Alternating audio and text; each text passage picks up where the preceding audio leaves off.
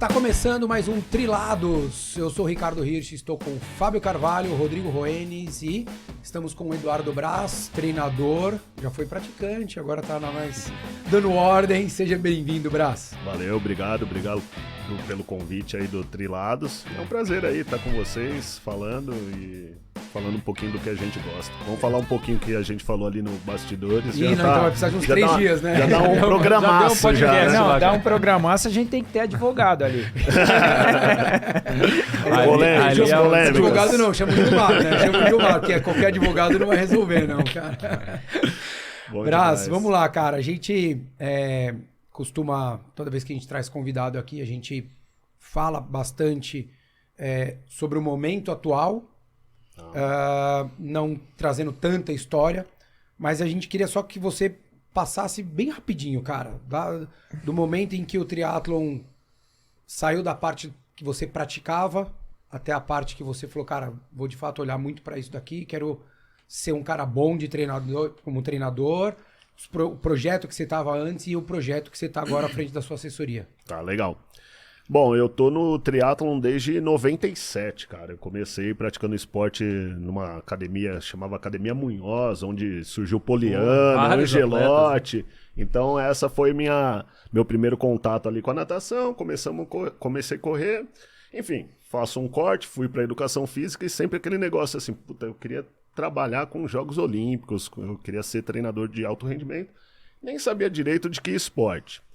Aí me formei, como qualquer atuante da área, tipo, aquelas dificuldades iniciais ali, batendo cabeça com os personagens. O mercado que era bem diferente do que é hoje, né? Muito, muito. A assessoria não era esse negócio extremamente lucrativo que hoje a gente conseguiu trazer para o mercado, né?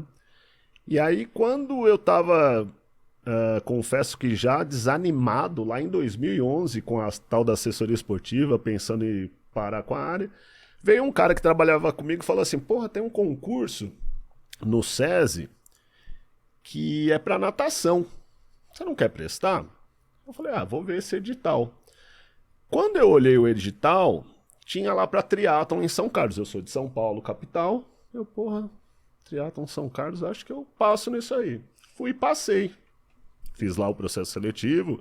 Tipo, eu lembro que bastante gente de nome prestou o concurso lá comigo e tal. Acabei passando. O Cali,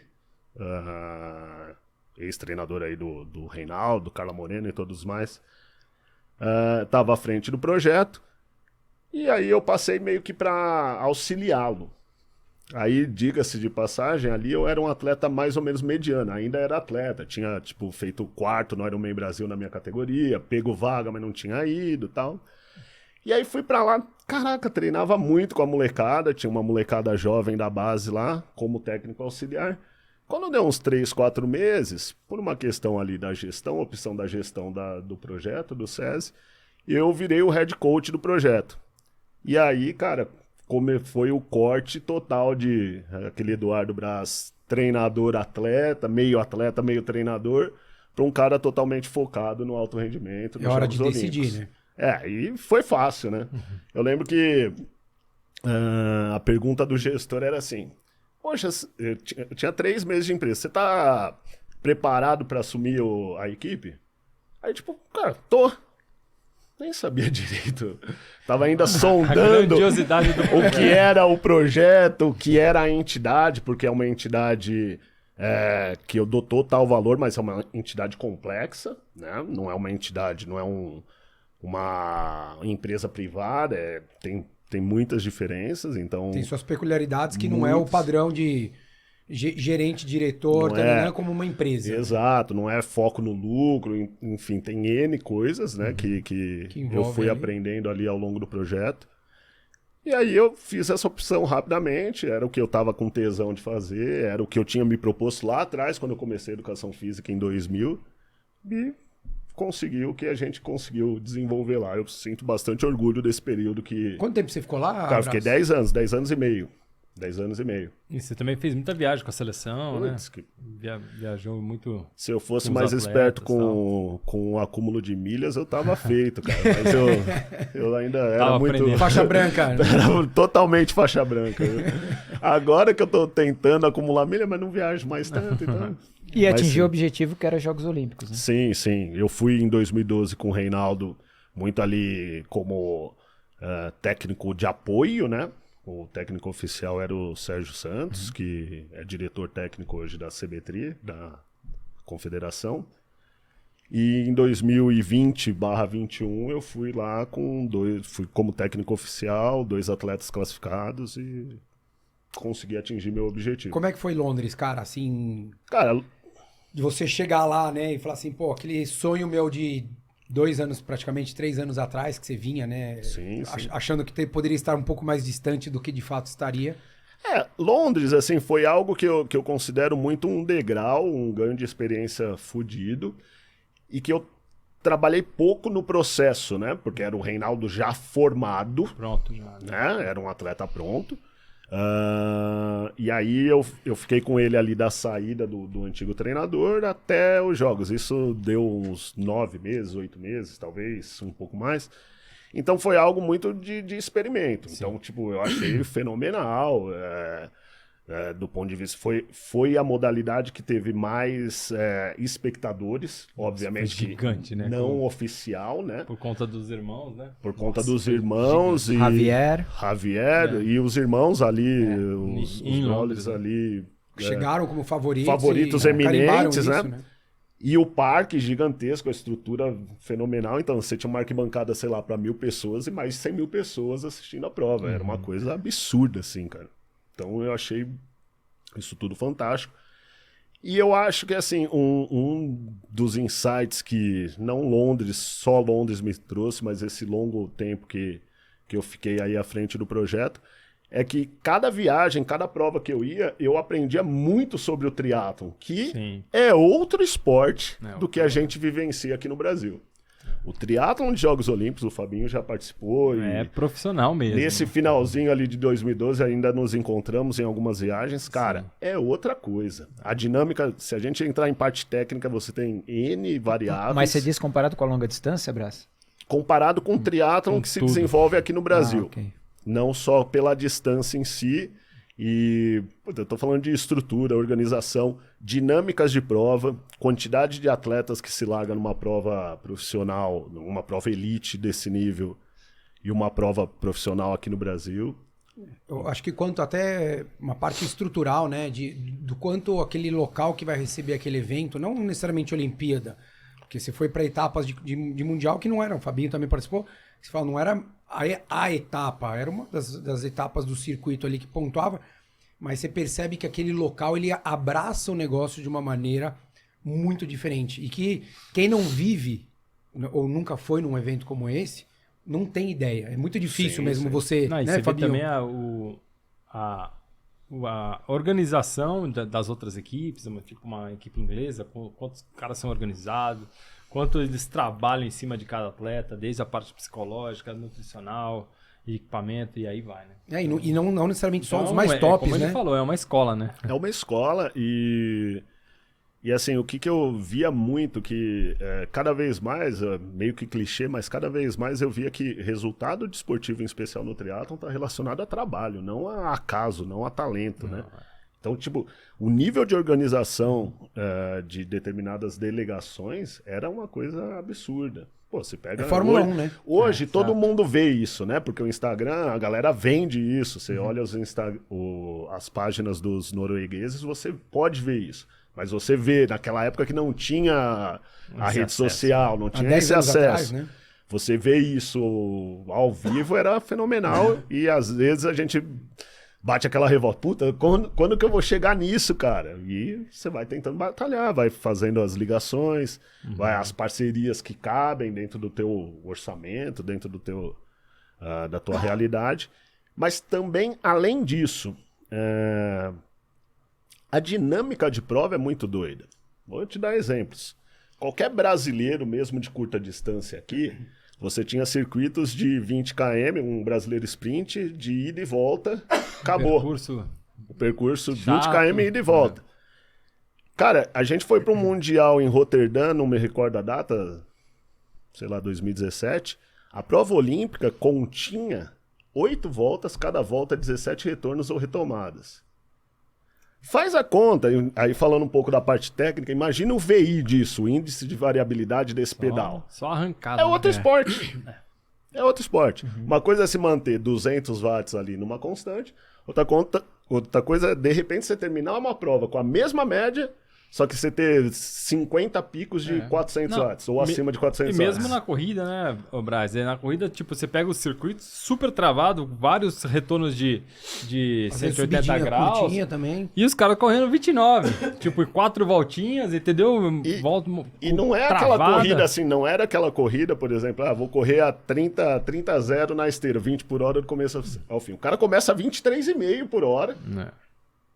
E depois ele cai para 19,5, aí depois dá uma de 21. Então, a intermitência da coisa vai trazendo, e você está lá, você vivenciar isso, você olhar os dados, vai trazendo a capacidade de você conseguir especificar um pouco mais o teu treino, e entender que, tipo, o que a gente fazia lá atrás, 1 hora de Big Gear, é bom para determinado momento. Também funciona, mas não é específico para aquilo que a gente vivia. Prova, E aí eu acho que esse lance, do ponto de vista de crescimento técnico, foi o fundamental para mim, porque estar lá e vivenciando essas coisas foi bastante importante. E cada prova tem uma característica, né, Brás? Que é o que você falou. Então, o aprendizado de um percurso como esse é um. Daí tem um outro percurso, que é, sei lá, um percurso que é mais estreito, parece que é bobo, mas... Você conhecer, né, o circuito todo e adaptar o seu atleta a cada prova, né? Sim. Cada prova é uma prova. Essa coisa da especificidade é fundamental. É o princípio do treinamento, é esse, né? A especificidade. Vamos... E são coisas óbvias que às vezes a gente precisa ver para detectar, mas são coisas óbvias. Uma largada do triatlon feminino dentro do Brasil. Larga com 5 mulheres na areia, um espação enorme até a boia. Largada de um circuito de RT1. Plataforma de... Já salta e já sai nadando. Boia, primeira boia a 200 metros, 60 pessoas nadando. Imagina o choque que tem disso. Exato. Então você traz outras dinâmicas. Adianta eu ter uma mulher muito eficiente que nade 1,10, todos 100? Não, de repente eu preciso de uma mulher que nade a 1,0, primeiro 100, para passar essa boia um pouquinho mais na frente. Sim, e aí depois colocar a velocidade de cruzeiro. Então, só disso, só dessa análise, eu consigo traçar uns 5 componentes diferentes que eu deveria colocar no meu treino. E isso você só consegue experimentar quando você está lá. É isso. E isso, eu acho que isso foi o fundamental, principalmente do ponto de vista técnico, quando eu comecei a ir para as provas fora, quando eu vivi isso. Mas voltando agora ao assunto de... Você falou que 2012 foi ali, né? Você estava mais como um suporte pro Reinaldo, mas daí 2020, né? Que foi 2021, foi a realização mesmo de um trabalho que você fez durante 8 anos, né? Que você ajudou a criar aqueles atletas, né? Sim. E tinha atleta, o Messias tinha chance de medalha, né? Sim. Infelizmente ele não estava naquele primeiro grupo, mas o que ele correu, ele podia estar brigando por medalha. Sim. Aí, contando um pouquinho da história. Depois de 2012, a gente abre era visível a necessidade de renovação da seleção, né? E aí a gente abre os olhos para outros atletas. E o Messias, eu acabei encontrando ele numa prova júnior lá em Cuiabá, acho. Aí eu rodava tudo, fui falar com o pai dele e trouxe ele para o projeto, se eu não me engano, em 2013. 15 para 16 anos. Cara, dali é um longo trabalho, mas desde cara a gente sabia que ele e acho isso ainda, ele tem um grande potencial de ser um medalhista olímpico. Uhum. Porque é aquela coisa, pode ter nadadores bons que nunca vão ganhar uma medalha, porque eles não correm o que ele corre. O dia que ele encaixar ali, ele vai ganhar uma medalha. Sim. Ele vai ganhar uma medalha, como fez esse ano numa etapa de mundial. Exatamente. E acho que esse ano agora promete muito, né? Porque ele tá vindo de uma confiança agora, né? E o tempo de trabalho, né, Fabinho? Essa maturidade, essa maturação é fundamental, né? E é ciência de treino. A gente sabe que precisa-se de 10 anos ou 10 mil horas de prática em alto rendimento para que você alcance o pico da sua performance. Uhum. Faz a conta aí. Ele começou comigo 15, 16 anos, hoje ele tem 26. Sim. É isso. Ô, Brás, e nessa. Eu lembro que pô, chegou um momento lá no SESI, pô, era ele, era o Quiroga, o Yuri, tantos outros. Mas ali você já identificava o Messias como um diferencial? Sim, sim. Eu acho que assim, o Messias, ele pela qualidade que ele tem na corrida, ele tem um poder de definição da prova muito grande. Mas a gente ali na época áurea do SESI, a gente ganhou tudo que podia. Tudo. Eu só não ganhei Ironman full porque a gente não disputou. A gente ganhou tudo que podia com N atletas. Sim. O Yuri era um cara dificílimo de ganhar. O Flavinho, com uma qualidade de corrida, ficava ali no vácuo enrolando, mas conseguia definir. Aí, Sim. provas em estilo que necessitava de uma natação mais forte. Eu tinha 2 meninos muito bons, o Guto, que nadava muito bem, conseguia sair numa fuga. Então a gente conseguiu montar uma qualidade de time aqui dentro do Brasil que eu julgo que seria invejado em qualquer local do mundo. E talvez se esses meninos que estariam na segunda linha pudessem ser oportunizados em mais ações desse triatlon de circuito olímpico, talvez a gente não teria medalhista, mas a gente não precisaria estar pensando se vai ter só 2 classificados para os Jogos Olímpicos. Com certeza a gente teria 5 caras brigando. Queiroga, Yuri, Guto e... medalhista olímpico? Muito difícil. Sim, o Messias, desde cara, a gente poderia diagnosticar que tem esse potencial. Mas para classificar, eu acho que a gente teria mais chances.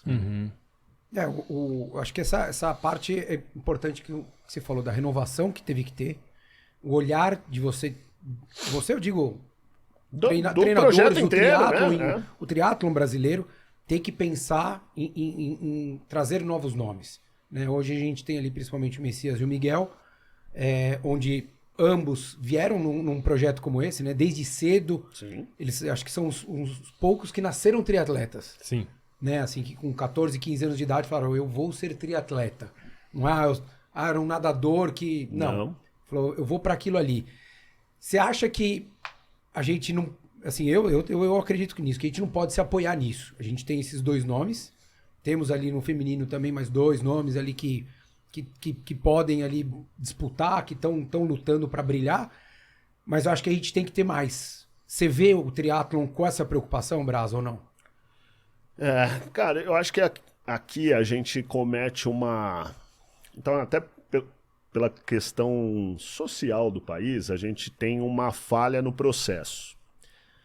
É assim, a gente tem até trabalhos de base de fomento e formação, e a gente tem investimento muito bom em quem já está lá em cima. A gente tem um gap que é o período mais fundamental do desenvolvimento dos atletas, que foi onde o SESI atuou. Sim. E por isso que eu pude falar aqui que a gente ganhou várias coisas aqui a nível nacional e conseguiu colocar 2 atletas nos Jogos Olímpicos de 2020 e 2021. Então, assim, entendo que os projetos, e isso... Nossa, eu já até falei isso pro Juracy em determinado momento que a gente até discutiu sobre essas questões, e o Juracy é um dos caras que desenvolve muito essas escolinhas, essa formação, que a gente precisa ter esse processo de continuidade. Esse é o ponto, né? E eu não vejo hoje mais competições esse ponto. Não, eu não quero te colocar numa mas, situação ruim, mas eu digo porque eu eu sei o quanto eu acredito e tenho certeza que todos nós aqui sabemos o quanto é importante a gente ter mais nomes. Mesmo que é o que você falou, necessariamente, não vai ser outro Messias, não vai ser outro Miguel. Sim, sim. Mas, pô, a gente precisa ter, mesmo que seja alguém, entre aspas, um pouco mais coadjuvante. Por quê? Porque a gente tem que ter mais pessoas ali que façam frente, que exija, que seja um cara bom pra treinar junto. Porque esse cara também vai evoluir. E isso eleva a todos. Porque quando você Perfeito. trabalha num projeto como esse cara de segunda linha eleva o da frente, o de cima, e puxa o de baixo. E o de baixo puxa o da segunda pra Exato. subir. E é isso, entendeu? Mas assim, eu falei com cautela, porque como eu tô já 1 ano e meio ali 100% focado na assessoria, eu confesso que hoje eu não, um pouco de contato, eu né? não tô vendo, mas eu também não tô procurando projetos de tal cunho, saber. entendeu? Então por isso que eu falei assim com um pouco de cuidado, mas não vejo realmente. Mas falta um pouco de competição, eu acho. Falta provas, entendeu? Pra essa molecada aí entre 15 e os 22 anos, entendeu? Falta competição. Eu Você também não vê acho. esses moleques competindo. Eu também Entendeu? acho. Tipo, o Iago tava aqui agora. O Iago compete 3, 4 vezes no ano. E aí quando vai pra Vinha Del Mar. A gente não vê a molecada E é muito competindo louco, aqui, né? Você cara? quer formar um atleta olímpico, e aí a classificação olímpica hoje, ela compreende um período de 2 anos, né? Porém, em período competitivo, são 7 meses num ano, 7 meses do outro. Então, 14 meses. E o cara pode pontuar até 12 provas dentro de 14 meses. E para ele pontuar 12 provas de maneira eficiente, provavelmente ele fez 20 em um período de 14 meses. Quantas provas dá por mês? No mínimo 1,5. Então, como que você quer formar um atleta olímpico que vai entrar num circuito e vai tomar bordoada atrás de bordoada pelo menos uma vez a cada 3 semanas, se lá na base a gente vai ter uma prova por semestre? E esse aí vai tomar E bordoada isso e vai que demorar e você alguns já anos tinha pra terminado performar. com ranking já, né? Pra estar largando nas É, provas. é. Então, Então, tipo, 30 provas. você É tem que 30 ter corrido. provas. Então, é aí que eu acho que tem um gap. E falando do projeto dessa fase de desenvolvimento, compreende o que ele está colocando de competições, com certeza. Eu me lembro nessa fase áurea do SESI, teve um ano, não sei por qual razão, e acredito que o Brás estava lá, a molecada estava lá no Ironman, em Floripa, e os moleques correndo na Búzios, eles paravam a Búzios. Messias, Luísa, o Sor, todo mundo. Sim. Porra, foi um negócio muito legal, porque muito amador até então nem conhecia. Fala, pô, o que esses moleques estão fazendo aqui? Já tava Mas, cara, se o Messias no topo. for lá na feira de Floripa, vai passar como um outro atleta, Exato. cara. Entendeu? Porque a gente tem muito pouco reconhecimento nacionalmente. Entendeu? A visibilidade é muito pequena. né? Porque sim. compete muito mais lá fora. E hoje o triatlon não dá em nenhum canal aberto, não dá em nada, né? Será que acho que fala isso? Acho que às vezes Sport faz TV. falta até uma. Não, mas eu acho que a mídia tem isso. A gente até falou hoje numa das gravações, mas eu acho que às vezes está naquela questão de se o atleta não tem uma característica de se mostrar, né, de saber se promover, que nem a gente tem o Vinhal, por exemplo. O Vinhal é um cara que se mostra muito bem, né? O cara sabe se vender, vende patrocínio bem, expõe as marcas de uma maneira incrível e tal. Mas não são todos, e na realidade são muito poucos que têm essa capacidade. Sim. Mas daí será que não era um momento de algumas marcas identificarem esses possíveis potenciais e a marca fazer isso? Então, por exemplo, uma marca chegar no Messias e falar assim, ó, vamos trabalhar a sua imagem. E daí, porque assim, eu vejo isso muito mais forte para você vender o atleta, vender o esporte e vender produto, do que simplesmente você pegar o Ricardo como mas praticante. então, você Ri, entendeu? Você não também não vê dessa forma, Só Brás, que aí, ou não? qual que é o problema em cima do que você coloca? Cara, aqui é normal. Quando você apresenta um projeto de um atleta olímpico numa empresa, se você falar que na Olimpíada ele vai ser 8º, a empresa fala, não, para com isso. Quando um cara de longa distância que tá ali, que porra, sobe o Ironman Brasil, sobe pelo menos os 10 na premiação do dia seguinte. Aí pra empresa já é interessante. Eles não sabem o quão importante é um 8º lugar. E na cabeça desses caras de marketing de algumas empresas, não subiu no pódio, então foda isso. E de repente um 8º para a população geral nos Jogos Olímpicos, que não vai buscar sobre triatlon na rede social, ele só vai ter uma notinha de rodapé na TV aberta. Quando o cara que foi 8º no Ironman Brasil, ele tem uma visibilidade enorme para esse nicho do triatlon, entendeu? Então eu acho que aí... Só que também concordo contigo que hoje a gente tem... Acho que o Santiago falou um pouco disso com vocês, né? Hoje a gente tem uma necessidade que a gente não tinha lá atrás. Sim. Tem que mostrar. Não é nem atleta. Eu como treinador, eu fiz essa transição do alto rendimento com assessoria. Meu desafio hoje é aparecer na mídia social, porque ninguém sabe que o Eduardo Brás é treinador de 2 Jogos Olímpicos, não sabe que eu dou treino para amador, não sabe que eu tenho uma assessoria. Então isso é um desafio. Só que não tem nada a ver com a parte técnica, não tem nada a ver com o desempenho. Hoje a publicidade a gente que faz, né? Então, mas eu acho que é esse que é o ponto. Eu acho que eu entendo, Rô, que um 8º lugar, que a gente fala, né, muito até do Marilson. Pô, o cara foi quinto em Londres e ninguém fala. nem fala, né? O cara foi quinto na Olimpíada, né? Foi o primeiro não africano ali. Mas eu acho que, assim, se as marcas... Pega uma marca de bike, uma marca... Tô dizendo marca que seja do segmento mesmo, porque essa marca, ela não vai... Ela sabe que hoje ninguém no Brasil é primeiro, segundo ou terceiro. Seja no atletismo ou seja no triatlo. A gente não tem ainda. Podemos ter, mas ainda não temos. Então eles sabem que é o seguinte, se eles querem ter o Messias, se eles querem ter o Hidalgo, eles não são primeiro, segundo, terceiro. Então eles vão ter que colocar dinheiro, eles vão ter que fazer algum trabalho, porque não adianta simplesmente uma marca de bike chegar e falar assim, ó, te dou uma bike. Sim. Porque simplesmente ele só vai estar fazendo... É quase uma doação e ele não está fazendo uma ativação de marketing. É o que o Braz falou. Essa marca não está mostrando. Então, se uma marca de bike vai dar uma bicicleta para um atleta X, eu não vou usar o nome de ninguém para não ter problema. Uma marca X vem e fala assim, ó, Fabinho, você voltou a competir. Cara, tô aqui.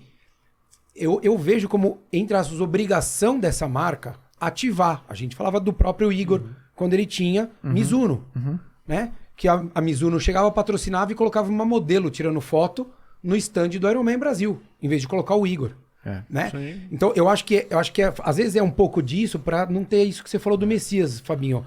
Dele chegar numa Expo de um Ironman Brasil, que seja, ou até no internacional, porque não é só o troféu, não é mudando a distância. Se ele sair do circuito mundial e for pro internacional ou pro troféu Brasil, ele vai andar lá e vai ser igualzinho. Ninguém vai saber, porque acho que falta um pouco isso, infelizmente. Né?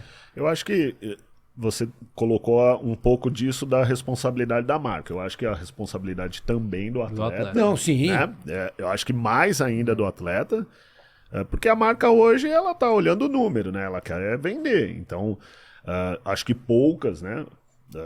Não sei poucas, mas algumas têm uma preocupação mínima com o desenvolvimento do esporte, do atleta em si, e a preocupação maior é a venda. Então, talvez o atleta precisa ter essa consciência. Mas eu também corroboro da opinião que eu acho que foi o Santiago ou o Reinaldo, não lembro quem falou, que assim, o problema não é o Messias. O Messias hoje já tá lá, cara. Por via de patrocínio ou por políticas de incentivo à modalidade, COB, Confederação Brasileira, SESI, que é um clube forte que está por trás. E esse cara, ele já tem uma condição muito boa, entendeu? Não é comparado a esportes coletivos, lógico que não. Esportes que aparecem na TV aberta ou paga, não. Mas é uma condição diferente.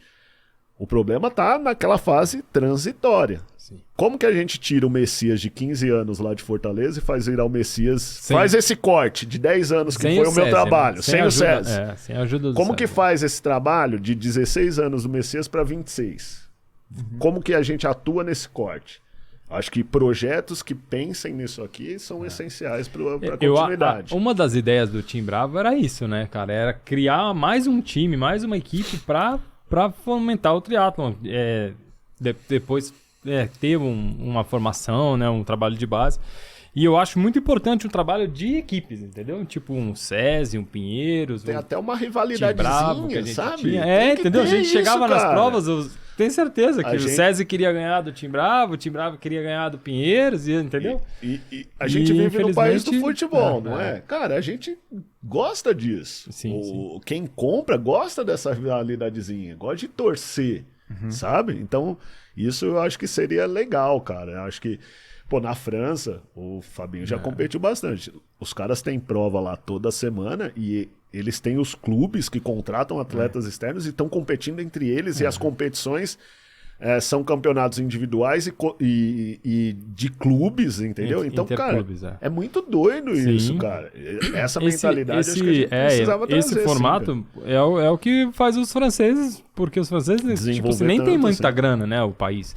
Para o esporte, mas o desenvolvimento de atleta tudo sai dessas provas, cara, porque um atleta em formação tá competindo com Javier Gomes, com Alistair Brownlee, com Jonathan, com Murray, e por aí vai, cara. E porra, o cara compete um final de semana, no próximo final de semana tá um pouquinho mais próximo, fala, cara, E aqui no Brasil, o que a gente fazia nessa fase de transição? Enquanto, por exemplo, eu vou falar sempre do nome do Messias, que vocês citaram, mas com todos eles, até chegar no top, a gente colocava eles, por exemplo, para competir provas sem vácuo, porque é onde tinha mais visibilidade. Nossa, quantas vezes os meninos, todo mundo com um bike time trial, os caras eles até falavam, vou com a minha cabrita, que eram umas Scottzinhas bem daquela de iniciante, e os caras iam competir com os pró daquele jeito. Porque eu precisava ter um embatezinho. A gente não tinha, naquele momento, nesses 10 anos, não tinha como colocá-los para competir em alto nível. E aí só encontrava isso quando ia para as provas internacionais. E aí as primeiras é sempre bordoada. Bordoada, caramba, o cara corre pra caramba. O cara fez um teste aqui de 3 km, que eu tenho isso do menino com 18 anos, 20 anos, para 8, 15. Chegava lá, corria o Atuco para 25 km para 20, 21. Que porra é essa, velho? O que tá acontecendo? Ah, mas tem o calor. Ah, mas aqui é calor também. Mas tem isso. Cara, é a dinâmica de prova. Fora, fora a parte psicológica. Fora a parte psicológica. Mas negócio não é matemático, né? Exclui isso. Mas é quase palpável. É diferente, é totalmente diferente o triatlon. São dois esportes distintos, cara. O circuito mundial do que se pratica normalmente. Né? Cara, graças a Deus, esse ano vai ter uma Copa do Mundo em Brasília. E aí a gente vai poder ter contato de novo. Porque assim, você só vai conseguir ver e entender a hora que você estiver lá presente e ver os caras competindo. Aliás, eu indico que todo mundo que gosta do triatlon vá lá e assista a prova. Que é totalmente diferente. E é bem legal, cara. Pra quem até também não assistiu o Rio, né? 2016. Exato. Porque também lá dá pra perceber, deu pra perceber bem também. Pra quem eu fui assistir, não sei quem tá ouvindo, se o pessoal foi assistir ou não, você já percebe que é uma dinâmica muito diferente. Sim. Eu acho que eu já vi etapa do Mundial e já vi Olimpíada. Eu ainda acho o circuito mundial mais hostil, mais duro do que os Jogos Olímpicos ali.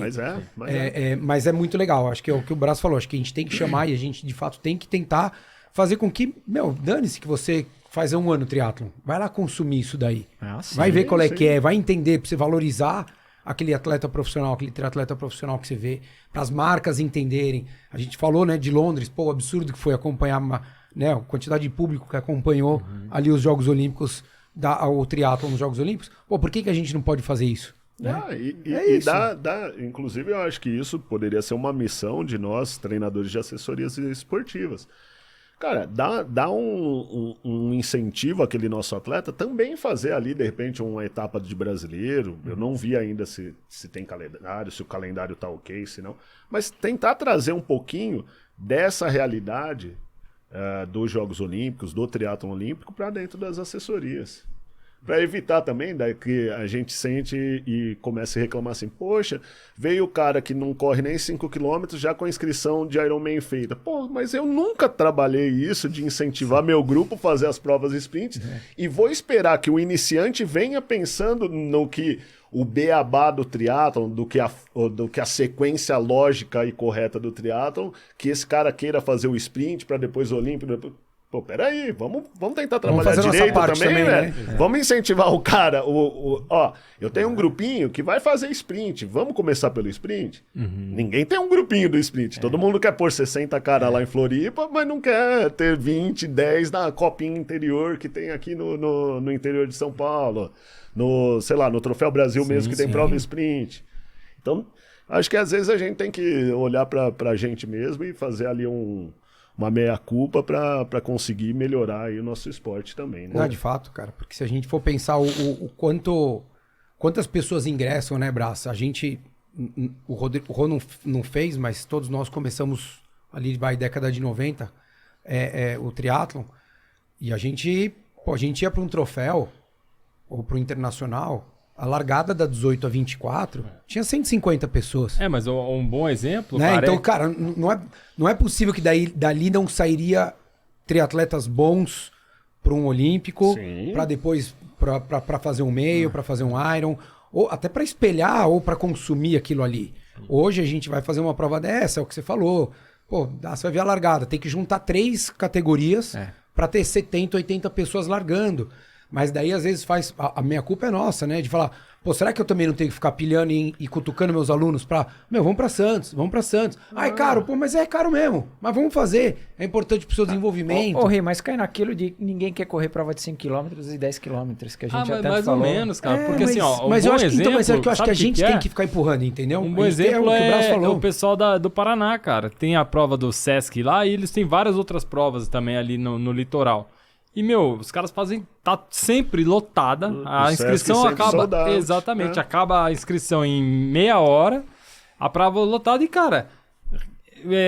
Curitiba tem bastante atleta de alto rendimento, cara. Bastante atleta de ponta. Assim, ó, eu faço uma análise bem global e sem querer criticar muita gente, mas já criticando, acho que tem falha de todo mundo. Tem falha dos treinadores, tem falha de organizador, que colocou... Pô, eu lembro, você falou das antigas, cara, eu lembro de já ter feito, por exemplo, 59 no short em Santos, ter ficado em 17º na 18, 17, 19. Cara, hoje qualquer cara ganha com 1h04, 1h05. Ganha geral. Igual, ganha geral. Ganha geral, amador geral. Então, tipo, olha o nível que a qualidade foi caindo, foi caindo, foi caindo. Então o organizador coloca preços mais altos, o moleque de 18, 19 anos não tem acesso. Que pai, naquele momento, pagaria para o seu filho de 17 anos, sei lá, R$700 numa inscrição? Ou o equivalente. Então, a gente decidia no sábado, lembra, Braz? A gente Decidia tava no treinando, sábado, às vezes, ou na USP, ou quem tava lá, pessoal na base aérea, pedalando, pô, rodando leve. Pô, vamos amanhã pra Santos? Ah, vamos, não sei quem tá lá. Então pede lá pra fazer inscrição pra gente. E a gente descia no domingo e fazia a prova. Mas por quê? Porque primeiro que tinha menos prova, né? Assim, a gente tinha o troféu, era só o troféu que acontecia, e tinha o internacional, Caiobá, e não tinha mais prova praticamente. Tinha circuito brasileiro também, que era legal. Não tinha, mas eu tô dizendo, era muito legal, etapas, Fabinho, mas assim, ou era aquela, ou era depois de 1 mês e meio. Hoje, é isso, será? Você não tem aqui, mas você tem no interior, você tem ali, você tem um monte de meio bombando. Meio. A gente começou, tinha Porto Seguro, depois que virou Ironman, a gente começou a ter um meio só de Pirassununga. Sim. Em 99. Lá, verdade. Né, lá na AFA. Se você não fizesse aquilo, você tinha que passar o ano. Não tinha aquela história, vou viajar para não sei onde fazer não tinha isso, cara. E eu acho que foi essa época quando cresceu a longa distância, que depois o Célio colocou o Batuba. Isso. E aí eu acho que perde o interesse do cara que... Não sei, não a falta de interesse do cara que tá no sprint olímpico, tudo bem que é uma nova experiência. Mas quem tava entrando, eu já quero entrar na longa distância. Cara, e aí você, baixa a procura ou interesse. Eu acho que a gente tem que fazer, o Braz falou, eu acho que a gente tem que ser muito frio para analisar e saber da culpa de todo mundo. Assim, culpa que eu tô dizendo assim, onde todo mundo pode melhorar. Responsabilidade de todo mundo. Então assim, todo mundo fala, custa caro, critica, daí fala lá do Núbio, no troféu. Eu falo assim, se não fosse o Núbio, teria acabado o triatlo no Brasil. Sim. Sim, não. Infelizmente, a gente tem que ser realista. Gostem dele ou não gostem, gostem da prova que ele entrega ou que ele não entregava ou ele entrega, não me interessa. Ele é o cara que mais lutou para manter e manteve de todas as formas o sprint e o olímpico. Até porque o primeiro ano de Floripa no Ironman era dele, né? Era ele. Ele tava junto com a Latin Sports, lá com o Galvão. Então você fala assim, pô, então temos que entender também. Esse cara, qual a dificuldade dele manter um circuito durante 20 e poucos anos acontecendo? Essa cidade respira e ajuda. Não é tão simples você fazer uma prova acontecer. A gente já entrevistou organizadores de provas, vamos conversar com outros futuros aqui específicos de triatlon, mas a gente sabe o quanto é difícil. Então o treinador tem que motivar, tem que orientar. Tá bom, você quer fazer Iron? Não tem problema. Mas vamos fazer esse olímpico então no meio do caminho, vamos fazer esse sprint no meio do caminho. É importante para essa sua vivência, é importante você... Cara, tentar... E não é engambelar o aluno, não é, porque de fato é importante. A gente fez aqui, cara, eu e o Braz, como treinadores, a gente... também precisa ficar mais acessíveis, né, cara? Porque, assim, muita gente, às vezes, deixa de fazer um sprint, não sei o quê, porque é muito caro. Exato. Entendeu? Fazer uma prova um pouquinho nível B, mas daí, mais Fabinho, barata. Se você se coloca... Mas se você se coloca no lugar do organizador, também chega uma hora que você fala assim, cara, mas se eu não cobrar tanto, eu não pago minha prova. Né? Não tô dizendo que tá certo, mas tem que entender... Porque assim você fala, mas se cobrar mais barato vai mais gente. Mas é aquela, tipo, né, o biscoito é crocante porque vende mais ou vende mais porque é crocante, né? A gente não sabe se baratear vai mais gente, porque também todo mundo tá olhando lá pra longa distância. E se você mantém o preço alto, também às vezes quem gostaria e poderia pagar um pouco menos não vai. Falando um pouquinho do preço, eu vejo assim, ó, pensando ali, a gente voltando no contexto da fase de desenvolvimento e do que a gente começou a nossa história, a nossa conversa, eu acho que talvez para as provas menores ter algumas, sei lá, possibilidades para o atleta mais jovem, entendeu? Para trazer, tipo assim, 15 anos paga 50%. Sim. Entendeu? Porque hoje, o moleque, vamos pensar na base. Se eu não tô num projeto que paga a minha inscrição, o moleque não vai pagar R$1.000 numa inscrição. Aí ele só volta a praticar triatlon, se voltar, lá quando ele for executivo, que ele vai pagar 2,5 conto na inscrição do Ironman. Entendeu? Então, aí perdemos a fase de desenvolvimento desse atleta. E do esporte. Do esporte. E a gente vai reduzir, inclusive, o público que vai consumir o próprio Ironman lá na frente, correto? Porque, tipo, vai continuar sendo aquele carinha que saiu da academia, que corria 5 e já vai para o Ironman, e a gente não vai ter aquela massa que vai consumir o esporte lá na frente, que, putz, parei de treinar, mas com 60 anos eu vou ler sobre triatlo, com 70 eu vou ler sobre triatlo. Entendeu? Então eu acho que aí tem uma questãozinha. Tem que olhar com calma, né? Essas coisas, e falando do ponto de vista técnico, e de repente para encerrar a história que eu comecei sobre a responsabilidade do treinador. Eu acho que às vezes a gente poderia tentar transmitir uma questão que eu acho que é gritante. O que é mais fácil? Correr 5 km para 15:30 ou correr uma maratona para 4:0? O que é mais desafiante, você que corre? Então, tipo, às vezes me parece ter mais valor, se a gente puder chamar assim, um cara que completa a maratona, sei lá que custo, do que um moleque que corre pra 15:0 um 5K, velho. Poxa, vai correr 5K pra 5:0, vai fazer 10 tiros de 1.000, 5 tiros de 1.000 pra abaixo de 3:0 numa pista. Então, eu acho que aí a gente poderia atuar mais, que é o que a gente não vai me pedir para postar. Eu sou técnico. O que eu posso trazer de valor, de informação, de conteúdo que faça alguma coisa diferente no esporte? Pô, é tentar trazer a justificativa. O que é mais difícil? O que é mais valoroso? O que é mais desafiador do ponto de vista técnico? Sim. Não do ponto de vista mídia social. De valorização na mídia social. Entendeu? Né? Acho que isso deveria ser uma responsabilidade nossa também, cara. O Brasil hoje você ainda continua trabalhando com alto rendimento? Cara, eu trabalho com alguns atletas, poucos. O de maior destaque é o argentino Luciano Taccone. Ele foi 18º em Kona, fez 8,9 esse ano. Fez uma prova redondinha, né? Na verdade, não foi tão redonda, tem alguns pontinhos, mas o nível. Mas para uma primeira prova lá. Primeira temporada de full, né? Sim. É um cara. E ainda não foi total focado no full, né, esse ano? Não, a gente fez mais meio. Ele vem pra Floripa, espero que dê tudo certo, mas vem pra Floripa. E, cara, ele foi uma prova muito legal. Ele não é um bom nadador, mas conseguiu nadar bem a 1 minutinho do grupo. Aí ele chega no grupo, que estavam os brasileiros. Quando chegou em Ravi, ele falou que foi ataque atrás de ataque e a perna dele explodiu. Bum. E aí desce meio ruim, mas ainda correu para 2h49, 2h49. Foi um provaço. Mas é muito doido, né? 8,9, 18º, né? Esse 8,9 a gente poderia estar falando em top 10 fácil, né? Em anos anteriores. Né? Eu já vi, acho que um pouco depois, ou no final do ano passado, eu vi um vídeo você falando daquele famoso treino do Iden e do Blumenfeld. Pô, isso, né? A gente que acompanhou um final de semana antes, aquele volume que eles fizeram. Acreditem se quiser, alguns corredores que eu já atendi que acompanham o triatlon, que de alguma maneira ficaram sabendo como é louco isso pro amador, quando vê um profissional fazendo algo do tipo, do cara falar, cara, então talvez eu vou correr uma maratona, se um sábado antes eu correr 30, 32, acho que dá. Olha que loucura a linha de raciocínio quando vê um profissional fazendo. Em cima do que você já falou sobre isso e do que você viu lá, fala pra gente o que você acha especificamente daquele treino que marcou muito, principalmente aqui no Brasil, o pessoal do triatlon, os amadores que acompanharam aquilo. Rasga o livro, né? É isso? O famoso, né? Vamos começar de novo. Posso parar já? Posso voltar a estudar, né? Rasga o livro. Bom, contextualizando, uma semana antes, os caras soltaram um treino de 180. 40.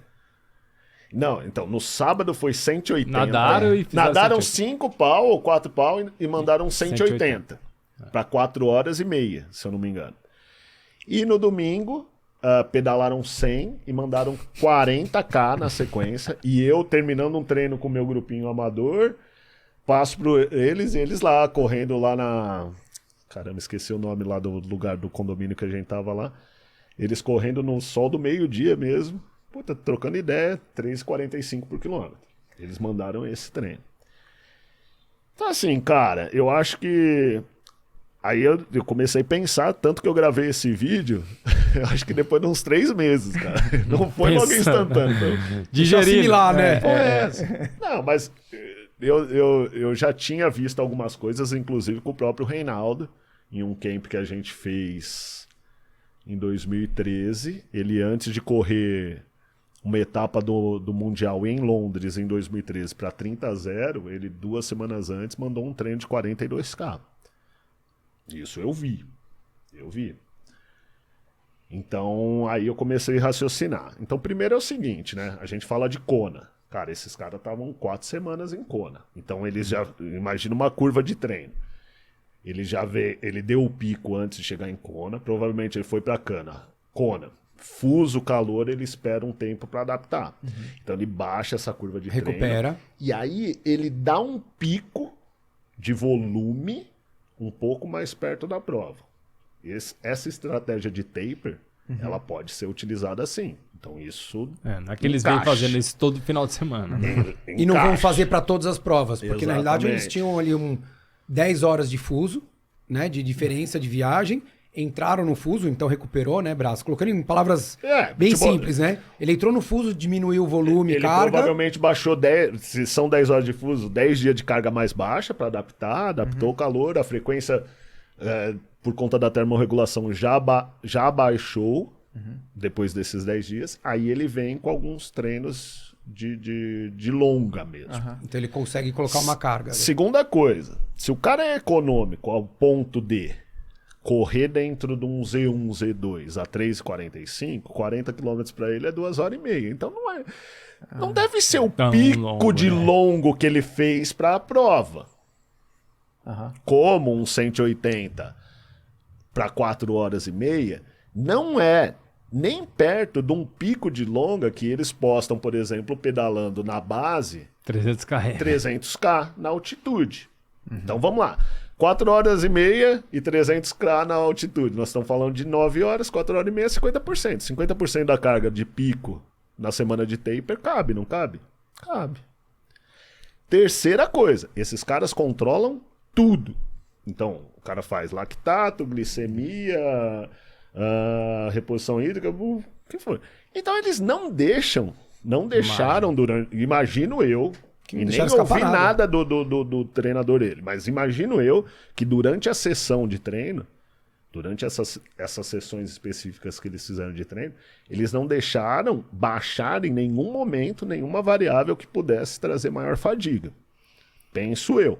E outra coisa que eles falaram nas entrevistas é que eles não tiveram tanto tempo de preparação, porque eles começaram a correr aquelas provas, eles tiveram que correr aquela prova do circuito mundial lá na Noruega mesmo, né? Que foi na cidade dos caras, então eles tinham que representar. Então eles tiveram de preparação, sei lá, umas 5, 6 semanas. Então isso corrobora, inclusive, para dizer que eles não vinham tão fadigados de volume. Então, analisando tudo isso e supondo muito desses itens aí que eu disse, entendo que até caberia. Cabe para todo mundo? Lógico que não. Primeira coisa, vamos lá, primeira regra básica. Analisa o que é o seu pico para entender o quanto você deveria diminuir.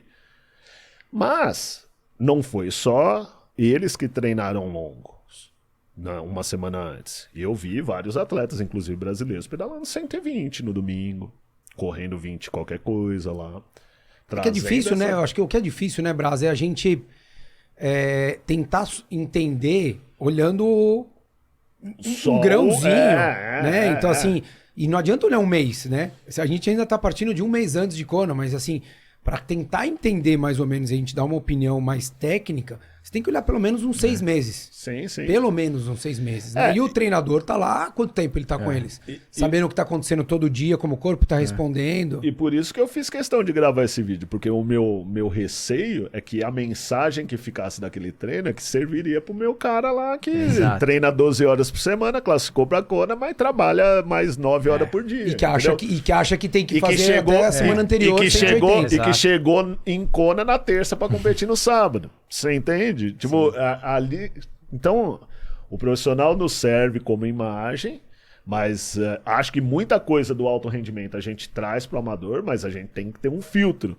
E acho que muitas coisas hoje. Essa coisa tinha que estar no filtro obrigatório. Filtro, né? Isso não é pra você. Não dá, porque de fato, cara, é muito difícil você analisar por um negocinho só. Sim. E entender, porque quantas vezes a gente tem a dificuldade de falar pro aluno, não, você precisa recuperar 2 semanas pra prova. Não, e outra, né? É diferente do amador pro profissional. E assim, eles estavam com toda a equipe, então, tipo, tinha hidratação, tinha pessoal de suplementação, então eles estavam fazendo um treino duro e tal, mas com toda a estrutura. Aí você vai lá, vai ficar levando a aguinha na mão. Não, Fabinho, um treino duro, mas que 3,45 pra eles não é duro, né? Esse que é o ponto, né? Tanto que os caras correram abaixo disso. Né? Chama atenção aos nossos olhos, aos olhos de quem não tá lá, ou de quem é amador, quem nunca performou como o Fabinho, de falar, caraca, meu, o cara tá rodando a 3,45 antes. Fala, beleza, mas é como se eu estivesse rodando a 5 hoje, entendeu? E traz pro ciclismo, 180 para 4,30, beleza. Eles fizeram 4,10, 4,11, tecnicamente sem vácuo. Eles fizeram rodando 4,30, estão trocando. Cara, é um treino de 4h30, puta, mão no pad ali. Não foi um treino intenso, isso é fato, com certeza. entendeu? Sim. Com certeza não. Você acha... Eles não iam arriscar também, né? Assim, independente de... Né, vai arriscar a prova do ano, a chance dos dois, né? De um ser bicampeão, ser campeão. Você sabe o que me surpreende mais do que esse fator do treino antes? É o cara ser campeão de Kona, sei lá, X semana depois ele larga a bermuda e faz 8º. Não, isso é muito louco, cara. Uma semana antes ele foi campeão mundial de 73. Cara, isso é muito louco. Isso me intriga mais do que os 180, do que o 40 numa semana antes, sabia? A capacidade de... Porque faz isso e esquece. Para o cara lá. Mas aí eu tenho uma teoria também. Isso é só teoria. O cara é tão habituado nesse tipo de prova que eu falei pra eles, pra vocês que eu falei do tipo de treinamento, da intermitência, de tomar pancada, de competir tantas vezes por ano, por temporada. Cara, tantas viagens, o cara tá muito adaptado nesse feeling. E aí vem uma questão. Será que compensa já fazer essa transição tão rápida pro longa? Roda aí um circuito mundial, uns 4 anos como profissional, e depois vem para uma longa. Tanto que os grandes atletas hoje de Ironman, muitos deles vieram da distância olímpica. Então será que não compensa essa vivência, o que você aprende nessa intermitência, nessa paulada, lá na frente, num modelo bem a longo prazo de preparação? Eu tenho essa dúvida. Mas eu acho que sim. Eu acho que eles pegaram esse ano para fazer, tipo, tirar um pouco o pé do circuito mundial, mas agora vamos voltar full no circuito mundial, né? Se divertiram por um ano aqui, agora vão voltar. E outra coisa, Brasil, eu assisti uma palestra lá do técnico deles, em uma das marcas lá, que eles são até os 3, né? O Iden, o Blumenfeld e o técnico são sócios. E aí um treinador da Alemanha fez uma pergunta para ele, como é que ele via os tempos nos próximos 5 anos. E ele falou, talvez a gente não vê tanta diferença, praticamente não veja tanta diferença na natação. Talvez os tempos no pedal, considerando o Havaí, pode cair ali 2, 3 minutos, mas ele falou que pode existir uma diferença grande na corrida. E aí a gente vê atleta correndo ali entre 2,25 e 2,30. eu fiquei meio espantado pelos tempos. Você acha que pode acontecer? Putz, eu não consigo, eu nunca parei para pensar qual seria esse número, mas eu tenho a sensação que a corrida é a que a gente tem mais margem para evoluir. Eu tenho essa sensação. E muito porque a corrida ela é extremamente prejudicada pelo desgaste que você tem na bike. Então, cada vez que a bike ficar com um componente tecnológico mais eficiente, mais econômico, né? Um componente aerodinâmico que te deixe mais eficiente, às vezes você não precisa melhorar o tempo de bike, mas você vai ganhar X minutos na corrida. Então eu acho que aí me remete que a corrida deve ter mais margem de melhora, sim. Eles fizeram ele faz uma análise, não sei se vocês já viram essa entrevista, tipo, o tempo que o pessoal corre no circuito mundial. 13 alto, 14 baixo, com o tempo de recorde mundial, que sei lá, é 12 alguma coisa. Que é muito próximo. Aí o tempo de um 10 km, que é... Os caras correm 28, 29 e no recorde mundial 26 alguma coisa. 26. Também muito próximo. Meia maratona, recorde mundial 58, alguma coisa assim. E o pessoal, o Frodeno correu aquela 1:06 e tal. Também bem próximo. Da maratona, não. Da maratona é o recorde mundial 12:02 e os caras estão correndo 12:30. Então é por isso que ele acha que tem esse gap tão grande. Entendeu? É, porque vai ficando muito realmente, específico, né? A corrida do triatleta ela vai ficando muito específica. Não é que você vai falar pra ele correr e ele vai tirar 40 minutos na maratona. Ele, óbvio que ele tem uma capacidade de melhorar muito, mas ele vai ficando cada vez mais eficiente na corrida dele depois do pedal. E quanto mais econômico ele tiver durante o tempo que ele estiver pedalando, menos ele vai perder na corrida. Certeza. Exato. Então acaba meio que sendo isso. Eu acho que pode ser, sim, a modalidade que mais se melhore. 2:30 no Havaí, eu acredito. 2:25. Talvez tem que ser um dia, e tem que ser um dia muito atípico lá, né? Mas daí segue isso para todo recorde de qualquer história, modalidade. Né? Eles correram tá no dia, 2:35 esse ano, né? 2:36. Mas também não foram desafiados. Entendeu? Se tem um Frodeno na frente correndo 2:36 a 5 minutos dos caras, aí os caras iam ter que ir, entendeu? Não sei se ia chegar no 30, mas que ia chegar a 34. Tipo assim, de repente, porque ali, daí a disputa ali é difícil, né? É diferente você colocar dois atletas profissionais disputando por alguma coisa que é o que vai fazer o cara ser o cara. Mas assim, eles foram surpreendidos pelo francês, lá. É francês, né? Porque, cara... Tanto que eles vêm no passo e não tira, e eu lá marcando as voltas e não tirava o que se esperava. Aí o idem sai, ele sai e tem que atacar, porque então, senão foi ele a não hora ganha que a prova. Mas assim, se ele tem um Frodeno, ele teria que atacar com desde 20 antes, km, né? Desde antes. Entendeu? Então, mas... na casa dos 12:30, acho que dá também. 2:30 eu acredito. 2:30. Abaixo disso... Espero estar vivo pra ver. Vai ser bonito. Show de bola, Brás. Cara, obrigado. Obrigado pelo papo. Parabéns pelo trabalho. Parabéns pelo trabalho que você fez aí ao longo desses anos no SESI, seleção e tudo mais. Agora sucesso aí na assessoria. Vida boa. 2023, quem sabe a gente faz alguma coisa junto aí pra gente poder continuar divulgando o triatlon, cara. Obrigado. Com certeza. Eu que agradeço. Parabéns aí pelo podcast. Acho que é... muito bacana ouvir vocês batendo esse papo descontraído com a turma aí do triatlon. É um prazer falar com vocês. Tá bom? Show de Vamos bola. para as próximas aí. Braz. Valeu, Brás. Espera aí. Isso aí, turma. Espero que vocês tenham gostado. Vamos lá, a gente vai gravar mais um pouquinho aqui com outro convidado especial. A gente se vê aí. Um abraço.